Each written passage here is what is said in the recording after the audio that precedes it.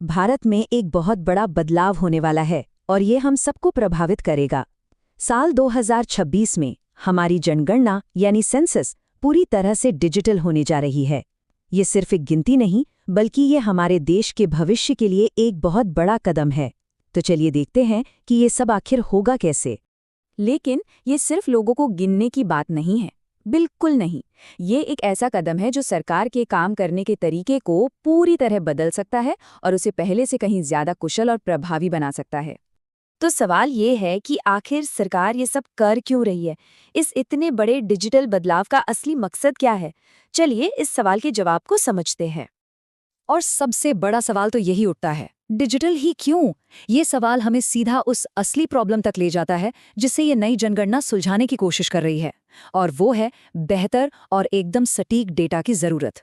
जरा सोचिए, अगर सरकार को एकदम ठीक पता हो कि किस गांव में स्कूल की जरूरत है या फिर किस शहर में एक नए अस्पताल की, तो कितना फर्क पड़ेगा। यही काम है एक्यूरेट डेटा का। ये पक्का करता है कि जो मदद है वो सही लोगों तक सही समय पर पहुंचे, और असल में यही तो है कुशल शासन। ठीक है, तो अब ये तो समझ आ गया कि ये जरूरी क्यों है, पर अब सवाल है कि ये होगा कैसे, और इसका जवाब है एक पूरी तरह से डिजिटल जनगणना के जरिए।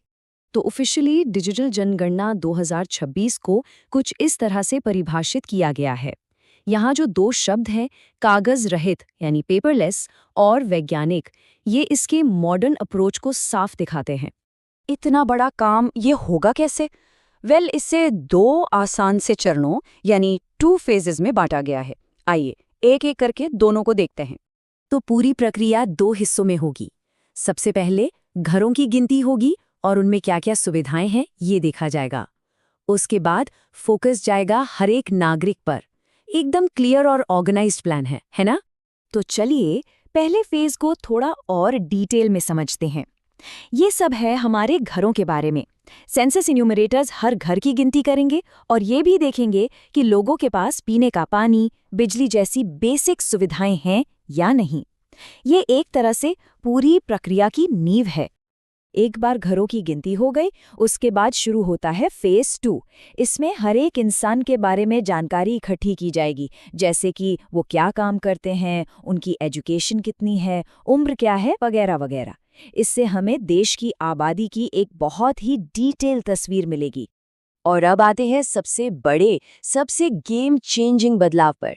इस बार कागज और कलम का कोई काम नहीं होगा। ये जनगणना ये पूरी तरह से डिजिटल होगी।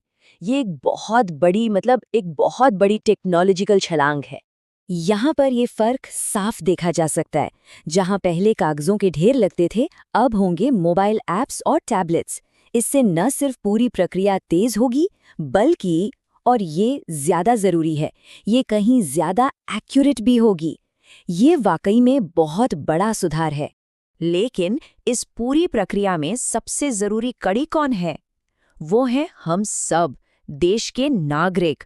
इस पूरे प्रोजेक्ट की सफलता हम सब पर ही निर्भर करती है। ये सिर्फ एक सर्वे नहीं है। जब हम सही जानकारी देते हैं तो हम सिर्फ एक फॉर्म नहीं भर रहे होते, हम देश के विकास में अपना योगदान दे रहे होते हैं। ये हम सबकी एक बहुत बड़ी जिम्मेदारी है। और ये एक बहुत जरूरी बात है। डेटा कलेक्शन में ईमानदारी और गोपनीयता ये सबसे ऊपर है। सही जानकारी ही इस पूरे एफर्ट की सफलता को तय करेगी। तो ये सब बातें हमें एक बहुत बड़े सवाल पर लाकर खड़ा कर देती हैं।